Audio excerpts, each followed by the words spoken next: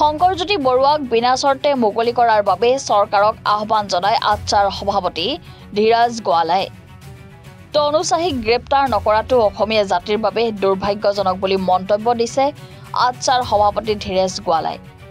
ইপিনে এই ঘটনাক লৈ একাংশ লোকে বিধায়ক তেৰছ গোৱালাক আক্ৰমণ কৰিবলৈ গৈ চাহ জনগোষ্ঠী সমাজখনক নিকৃষ্ট ভাষাৰে গালি পাৰিবলৈ আৰম্ভ কৰাৰো অভিযোগ কৰে আচ্ছাৰ নেতাগৰাকীয়ে।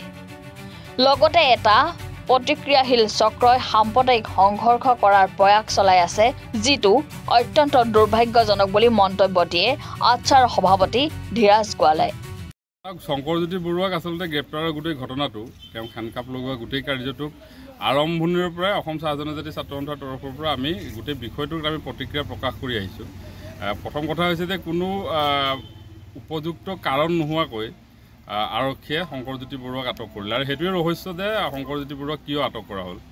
কিন্তু আজি পৰ্যন্ত যিগৰাকী মহিলাই অসমীয়া সমাজখনক ফ্ৰী খানেৱালা দালাল বুলি অভিহিত কৰিলে, সামাজিক মাধ্যমত বহুল প্ৰচাৰিত হ'ল, বিভিন্ন টেলিভিছন চেনেলত প্ৰচাৰিত হ'ল, তাৰপিছতো কিন্তু আৰক্ষীয়ে সামান্য সোধা পোছা কৰি তনু চাহি নামৰ সেইগৰাকী যুৱতীক কিন্তু এতিয়াও তেওঁক মুকলি কৰি দিলে।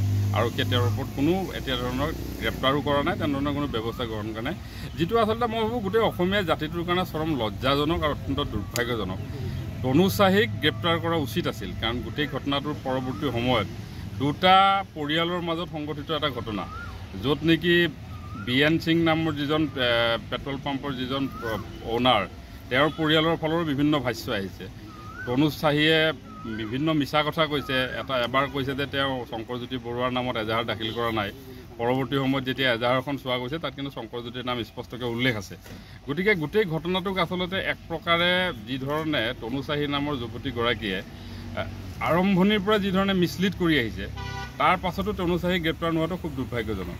আৰু তাৰ লগে লগে আৰু এটা কথা অসম চাহ জনজাতি ছাত্ৰ সন্থাৰ পৰা ক'বলৈ বিচাৰিম, আচলতে গোটেই ঘটনাটোক লৈ সেই তাৰে স্থানীয় বিধায়ক তেৰছ গোৱালা ডাঙৰীয়াই তেওঁ এটা বাইট দিছিলে বিভিন্ন টেলিভিছন চেনেলত, যে তেওঁ সেই সময়ৰ তাৰে যিসমূহ ভিডিঅ', আচলতে তেওঁক যিসমূহ ভিডিঅ' পঠাইছিলে পেট্ৰল পাম্পটোৰ পৰা, সেই ভিডিঅ'সমূহ তেওঁ জিলা আয়ুক্ত আৰু আৰক্ষী অধীক্ষকক প্ৰেৰণ কৰিছিলে। কিন্তু তাৰ পৰৱৰ্তী সময়ত দেখা গ'ল যে একাংশ মানুহে তেৰছ গোৱালাক আক্ৰমণ কৰিবলৈ গৈ চাহ জনগোষ্ঠী সমাজখনক অত্যন্ত নিকৃষ্ট ভাষাত গালি পৰা আৰম্ভ কৰিছে। ছ'চিয়েল মিডিয়াত আচলতে তেওঁলোকৰ যিটো বিকৃত মানসিকতা, সেইটো খুব বেয়াকৈ তেওঁলোকে প্ৰদৰ্শন কৰিছে এইকেইটা দিনত। আৰু তাৰপিছত কিছুমান আচলতে সংগঠনেও ক'ৰবাত নহয় ক'ৰবাত কি কাৰণত মই নাজানো, আচ্ছা দুলীয়াজান শাখাৰ সভাপতিজনৰ বিৰুদ্ধেও এজাহাৰ দাখিল কৰি দিছে, য'ত নেকি তেওঁ উপস্থিতে নাছিলে তাতে। গতিকে এটা প্ৰতিক্ৰিয়াশীল চক্ৰই এই গোটেই ঘটনাটোক লৈ এটা সাম্প্ৰদায়িক সংঘৰ্ষ সৃষ্টিৰ প্ৰয়াস কৰি আছে। আৰু অসম চাহ জনজাতি ছাত্ৰ সন্থাই আমি গোটেই ঘটনাটো একেবাৰে সূক্ষ্মভাৱে পৰ্যবেক্ষণ কৰি আছোঁ, আৰু আমি আমাৰ ল'ৰাক আচ্ছাৰ বিষয় বিভাগ আমি সম্পূৰ্ণ নিৰ্দেশনা দি ৰাখিছোঁ, যাতে কোনো কাৰণতে এই ধৰণৰ প্ৰতিক্ৰিয়াশীল আৰু এই ধৰণৰ যি সাম্প্ৰদায়িক সংঘৰ্ষ সৃষ্টি কৰা একাংশ সংগঠন আৰু একাংশ ব্যক্তিৰ যিটো মানসিকতা, সেইটো যাতে কোনো কাৰণত সফল নহয়, তাৰ কাৰণে আমাৰ আচ্ছাৰ বিষয় বিভাগক সংযম ৰক্ষা কৰি ধৈৰ্য সহকাৰে তাত কাম কৰিবলৈ আমি আহ্বান জনাইছোঁ।